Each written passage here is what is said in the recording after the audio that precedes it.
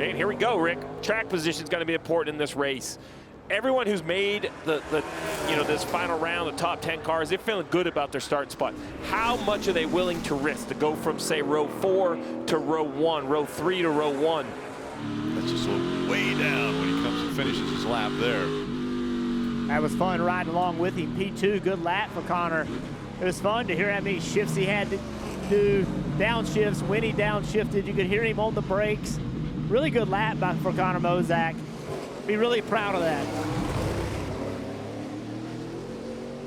A little bit of work to the back of the 20 of John Hunter Nemechek in practice. Slid around and backed that one into one of the tire barriers. We see him coming off track after posting the second fastest time right now, 1:30.71.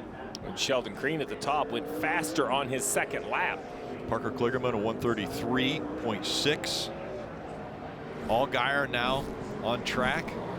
Parker had to have, that's a pretty far off pace for Parker. He had to have a moment on his lap for the 1:33. Into 7 for Allgaier. Even Michigan Avenue's a little bumpy. You can see how bumpy it is. See that car bouncing around. This right-hander in the gas hard, heavy braking, driving right underneath me. You can see his hands, how much he's working in there. Just took the green flag.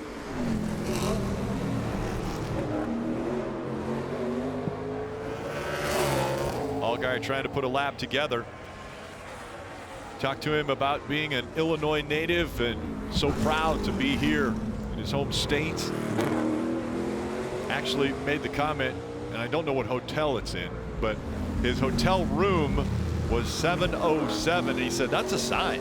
And that's a sign for me to have a great run. I'd like to win here, the first ever street course. Creed trying to improve on his lap time. What I was going to talk about the 7 is all that body roll I think will help on old tires, having grip when the pace slows down. We'll see if that does show up in the race. Here comes the 2, Jeff. He only needs a couple tenths of a second in that same very technical section. Yeah, let's see if he can get it done. Right there in the gas hard. Oh, he's in trouble. Oh, big impact. Yeah, hard into the wall. Oh, that started early. That started early in the corner. Just trying to carry too much speed, maybe some brake issues, and never could get it slowed down. That was into turn 8, right-hander. And Jeff, this is what you talked about, was sitting second, pushing for that pole position, pushing to be P1. And now this team's entire day has changed. So you see he's in pretty deep, and he's in trouble. Just watch, keep following, keep following. So right there, just carrying too much speed on corner entry, and the car just doesn't have the grip. See it? It's around way before he gets in the corner.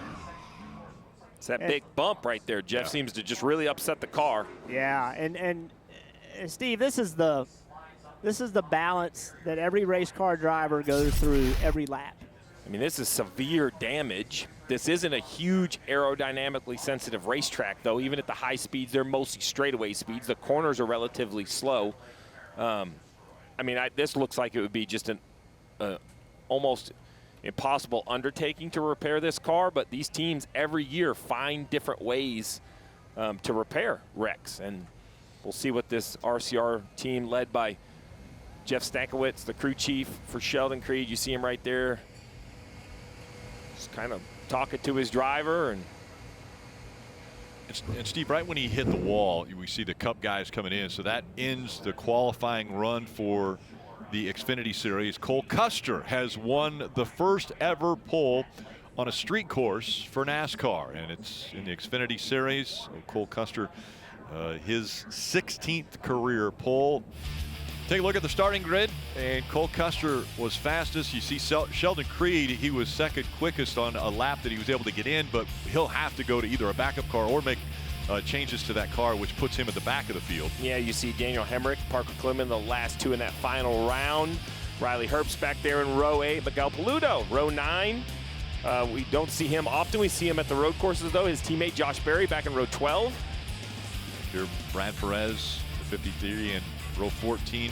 Andre Castro, first time ever in an Xfinity car, and he's starting up there inside of row 14. And we mentioned earlier, 5 would have to go home. There is the list of those drivers that will not be racing later this afternoon. Let's hear from the pole winner. Kim standing by with it. Cole Custer winning the first ever NASCAR pole on a street race course. For you, what kind of milestone is this, not only for the meaning of it, but then what that means for the race later this afternoon? I mean, it's huge. I mean, we're in Chicago, buildings right there. I mean, this is, when we got here, this is the coolest thing that we've done in NASCAR. I don't even know since when. I mean, this is pretty unreal, and our guys are clicking on all cylinders here. I mean, they brought me a great, really fast Haas Automation Ford Mustang.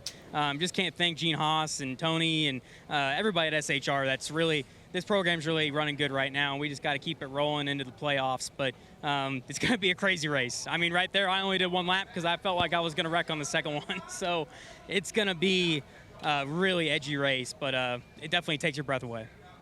Hi, I'm Parker Kligerman. For more access like this from Pit Road, be sure to click and subscribe to the Motorsports on NBC YouTube channel.